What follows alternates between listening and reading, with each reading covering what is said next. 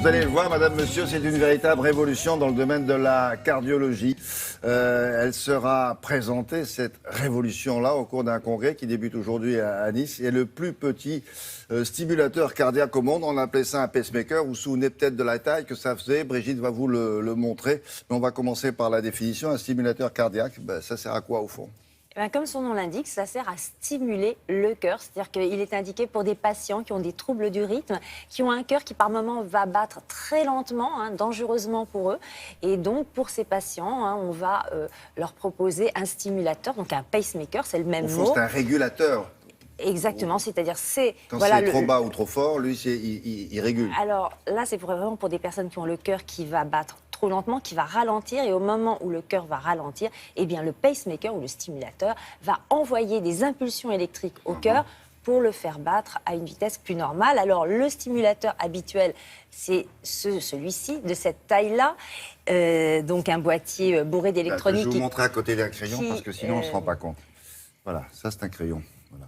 Vous voyez la différence entre celui-là et celui-là. Et le nouveau stimulateur dont on va vous parler, le mini pacemaker, comme les médecins l'appellent aujourd'hui, ce mini pacemaker, lui, il est 10 fois plus petit. Ouais. Il est implanté directement dans le cœur parce qu'on n'a pas besoin... Parce que là, dans ce boîtier classique, il faut une sonde qui va relier ce pacemaker qu'on place au niveau de l'épaule, sous l'épaule, et qui va donc relier ce pacemaker au cœur. Donc beaucoup plus petit. C'est de la taille d'une gélule. Les vitamines, les grosses vitamines ne sont pas plus grosses que ça. Donc c'est minuscule. Évidemment, c'est moins invasif pour l'implanter. Et cela va évidemment... entraîner tout un tas d'avantages pour les patients. Donc je propose de regarder le mode d'emploi de ce pacemaker, de ce mini pacemaker en images.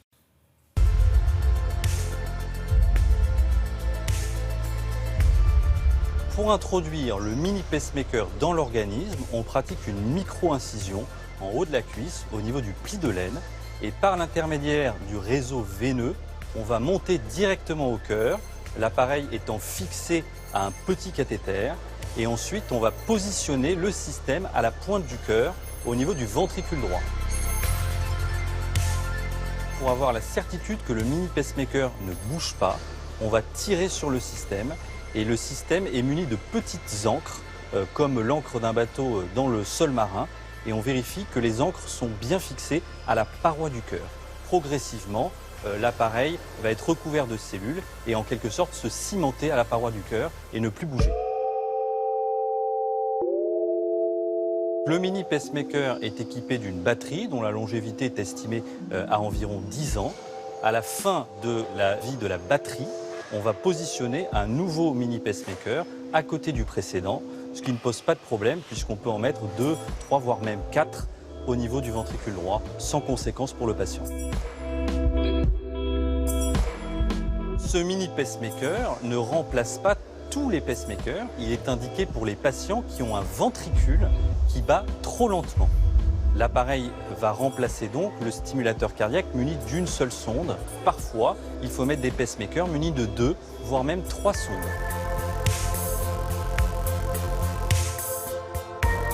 Les avantages pour le patient du nouveau mini pacemaker, c'est qu'il n'est pas muni d'une sonde. On évite donc tout un tas de complications liées à la sonde, qui pouvaient survenir jusqu'à 10% des cas, notamment une lésion au niveau des poumons ou alors une infection qui pouvait être grave. Autrefois, avec l'ancienne génération, on était obligé de pratiquer une incision au niveau de l'épaule et de positionner le pacemaker sous la peau, ce qui faisait une boursouflure. Avec le nouveau pacemaker, on n'a plus de cicatrices et l'appareil est totalement invisible puisqu'il est positionné dans le cœur. Vous vous souvenez de ça, les premiers pacemakers, ils sonnaient sous les portiques des aéroports. Oui, alors ce n'est plus le cas aujourd'hui. Et évidemment, le mini pacemaker ne sonne pas. En revanche, quand on passe une IRM ou un scanner, on doit toujours prévenir qu'on porte un pacemaker. Ça va remplacer vraiment les précédents ou pas ?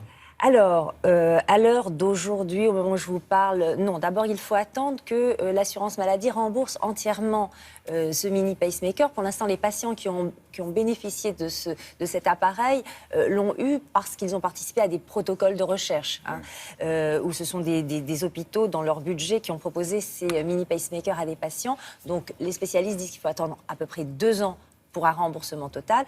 Et puis, donc, ce mini pacemaker concerne à peu près 25% des patients qui ont besoin d'un pacemaker parce que donc il y a les problèmes de son. Donc, il y aura des progrès technologiques qui feront que dans quelques années, oui, les pacemakers, ça sera ça. Mais il faut attendre encore un petit peu. Merci beaucoup, Brigitte. Allez, la météo maintenant avec Patricia Charbonnier.